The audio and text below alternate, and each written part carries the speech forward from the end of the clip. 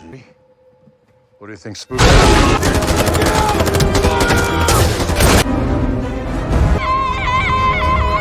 कहानी की शुरुआत एक स्पेस स्टेशन को दिखाते हुए होती है जहां पर एक कंपनी रैमपेज प्रोजेक्ट पर काम कर रही थी जो कि एक चूहे पर किया जा रहा था। लेकिन अचानक से उस एक्सपेरिमेंट में कुछ खराबी हो जाती है और यहाँ पर डीएनए एक्सपेरिमेंट की वजह से एक चूहा साइज में बहुत बड़ा हो जाता है। वो बहुत एग्रेसिव हो जाता है, वो यहाँ पर बहुत तबाही मचाता है और स्पेस शिप के सभी क्रू मेंबर्स को मार देता है। सिर्फ कैली ही लास्ट सर्वाइवर बची होती है और जब वो एक कैप्सूल के अंदर जाने की कोशिश करती है जिससे कि वो अर्थ पर वापस आ सकती है तो उसकी कंपनी की सीईओ क्लेयर उससे बोलती है कि वो अपने साथ सैंपल्स लेकर आए। इसीलिए कैली अपनी जान की बाजी लगाते हुए वो सैंपल लेने के लिए जाती है और जैसे ही वो सैंपल की 3 बोतल लेती है उसे पता लगता है कि जल्द ही ये स्पेस स्टेशन ब्लास्ट होने वाला है और अब वो चूहा भी उसके पास आने लगा था। कैली जल्दी से कैप्सूल के दरवाजे के पास पहुंचती है। अब वो दरवाजा खुल जाता है, वो जल्दी से दरवाजे के अंदर आकर उसे लॉक कर देती है। वो चूहा आकर दरवाजे के गिलास को तोड़ने की कोशिश करता है लेकिन कैली जल्दी से कैप्सूल को स्पेस शिप से डिटैच कर देती है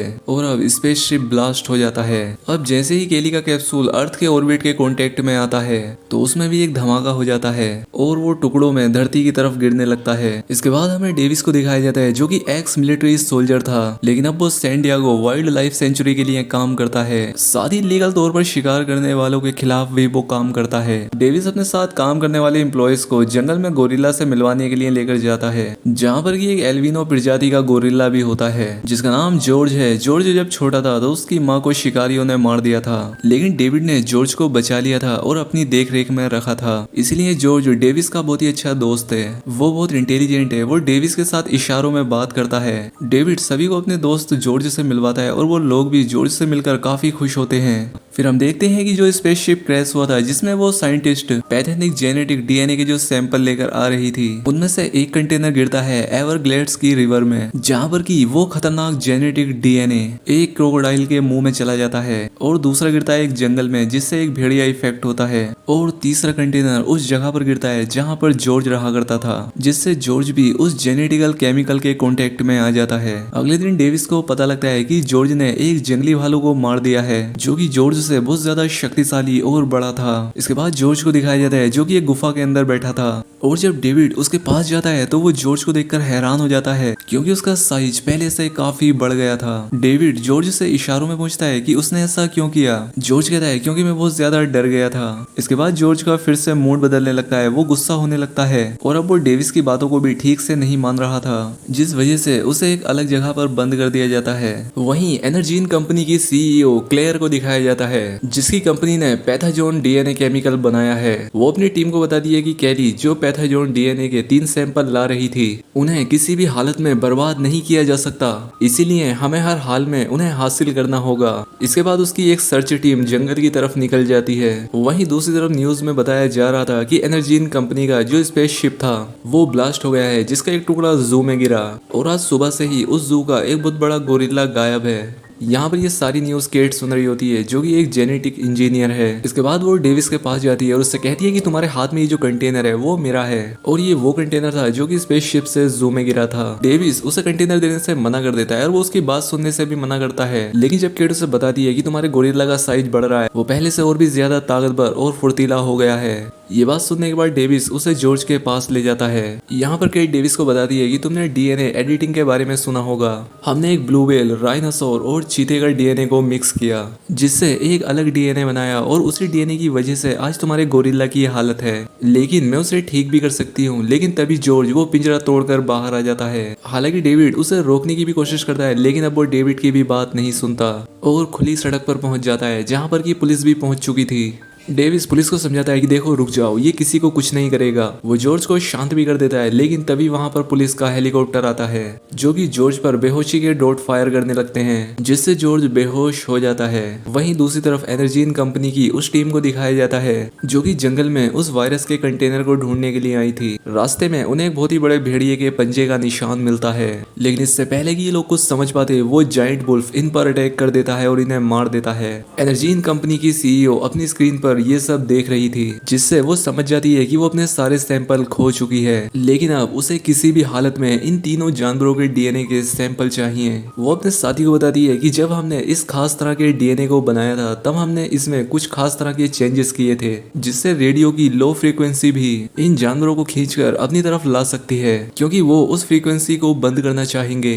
और अब इसीलिए हमें उन जानवरों को अपने पास बुलाने के लिए रेडियो की लो फ्रीक्वेंसी को शुरू करना है। वहीं दूसरी तरफ डेविस और केट को दिखाया जाता है, जिन्हें की पुलिस ने पकड़ लिया था, क्योंकि पुलिस को लगता है कि इन दोनों ने ही मिलकर जॉर्ज पर कुछ एक्सपेरिमेंट किए हैं, जिसकी वजह से वो बदल गया है। और अब इसीलिए इन दोनों को भी जॉर्ज के साथ एक जगह से किसी दूसरी जगह पर ले जाया जा रहा था। वहीं एनर्जीन कंपनी की सीईओ को दिखाया जाता है, जो कि रेडियो की लो फ्रीक्वेंसी को ऑन कर देती है। तो वो जायंट भेड़िया जो कि उस फ्रीक्वेंसी से बहुत दूर होता है, वो तेजी से उसकी तरफ जाने लगता है। और साथ ही नदी से एक जायंट क्रोकोडाइल भी उधर जाने लगता है। और दूसरी तरफ जॉर्ज जो कि बेहोश है, रेडियो फ्रीक्वेंसी ऑन होने के बाद वो भी होश में आ जाता है और प्लेन के अंदर चारों तरफ तबाही मचा देता है। जॉर्ज को रोकने के लिए उस पर गोलियां चलाई जाती हैं, जो कि एक्सप्लोसिव में जाकर लग जाती हैं, जिस वजह से प्लेन क्रैश होने लगता है। सबसे पहले डेविस केट को पैरासूट के साथ बाहर निकालता है और इसके बाद वो एजेंट रसेल की जान बचाता है और उन्हें लेकर बाहर कूद जाता है, जिसके बाद प्लेन में एक बहुत ही बड़ा ब्लास्ट होता है। डेविस को लगता है कि जॉर्ज मारा गया, लेकिन जब वो नीचे आते हैं तो पाते हैं कि जॉर्ज की डेड बॉडी कहीं पर भी नहीं है। वो समझ जाते हैं कि जॉर्ज यहाँ से भाग गया है और अभी भी जिंदा है। यहाँ पर केट डेविस को अपनी कहानी बताती है। वो कहती है कि कॉलेज पूरा करने के बाद मैं क्रिस्पर पर काम कर रही थी, और क्रिस्पर एक ऐसी टेक्नोलॉजी होती है जिससे किसी भी डीएनए को एडिट किया जा सकता है, यानी कि जीन्स के अंदर बदलाव करके उसे किसी भी तरह से बदला जा सकता है। केट बताती है कि मैं क्रिस्पर का यूज उन जानवरों के लिए करना चाहती थी जो कि खत्म हो चुके हैं, और उसी दौरान मेरा भाई बीमार हो गया और मैं जानती थी कि मैं अपने भाई को क्रिस्पर से बचा सकती हूँ। और इसके बाद मैं क्लेयर से मिली, जिसने मुझे अपनी कंपनी एनर्जीन में लीड रिसर्चर बना दिया। और मैं जब भी अपने भाई को बचाने के लिए कुछ बनाती तो एनर्जीन उस चीज का इस्तेमाल खतरनाक डीएनए बनाने के लिए करती थी, जिसके बारे में मुझे कुछ भी पता नहीं था। और जब मुझे पता लगा तो मैं सब कुछ बर्बाद करना चाहती थी, लेकिन सिक्योरिटी ने मुझे देख लिया और मुझे जेल भेज दिया।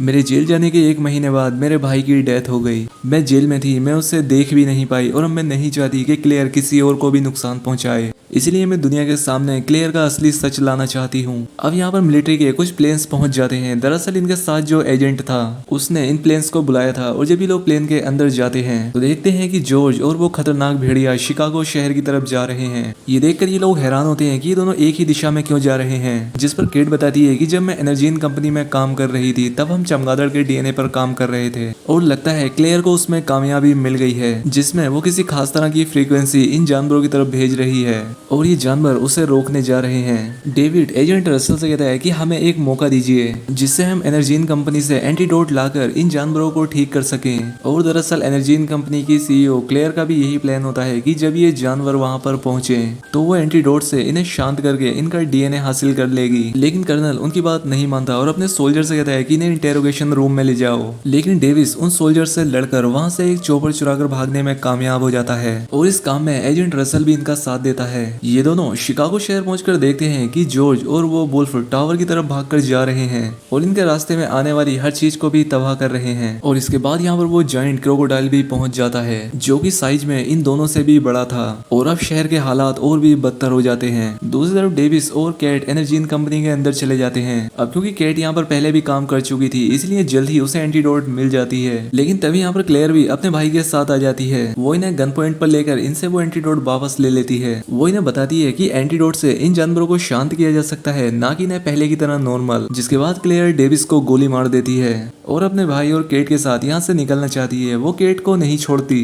क्योंकि केट उसके लिए जरूरी है आगे की रिसर्च करने के लिए। वहीं वो तीनों जानवर अब इस बिल्डिंग के ऊपर चढ़ रहे होते हैं, और इससे पहले कि क्लेयर इन्हें हेलीकॉप्टर से लेकर यहाँ से निकल पाती, यहाँ पर जॉर्ज पहुंच जाता है, जो कि इनके हेलीकॉप्टर को तबाह कर देता है। डेविस अभी भी जिंदा होता है और वो केट से आकर कहता है कि हमें एंटीडोट दोबारा हासिल करनी होगी, और बाद में वो उसे क्लेयर के बैग में डाल देती है और उसे उस तरफ धक्का देती है जहाँ पर जॉर्ज होता है। जॉर्ज उसे उठाकर पूरा निकल जाता है। कैट बताती है कि एंटीडोट का असर 10 मिनट के बाद होगा। दरअसल डेविस का प्लान ये था कि अगर एक बार जॉर्ज शांत हो जाए तो इसके बाद वो जॉर्ज की मदद से इस क्रोकोडाइल और वुल्फ को हरा सकता है। दूसरी तरफ क्लेयर के भाई को दिखाया जाता है जो कि अपने साथ चूहों को लेकर भाग रहा था, जो कि इनकी पूरी रिसर्च का एक सबूत था। लेकिन वहां पर रसल आ जाता है, वो उससे उस पिंजरे को ले लेता है और अब जैसे ही क्लेयर का भाई बाहर जाता है वो मलबे के नीचे दबकर मारा जाता है। वहीं इस बिल्डिंग की छत पर उन तीनों जानवरों को दिखाया जाता है जो कि इस बिल्डिंग को पूरी तरह से तबाह कर देते हैं। और इससे पहले कि ये बिल्डिंग गिरती, डेविस और कैट हेलीकॉप्टर से यहाँ से निकल जाते हैं। पूरी बिल्डिंग जमीन पर आकर गिर जाती है और ये तीनों जानवर भी उसके नीचे दब जाते हैं। लेकिन कुछ ही देर बाद जॉर्ज मलबे से बाहर आता है।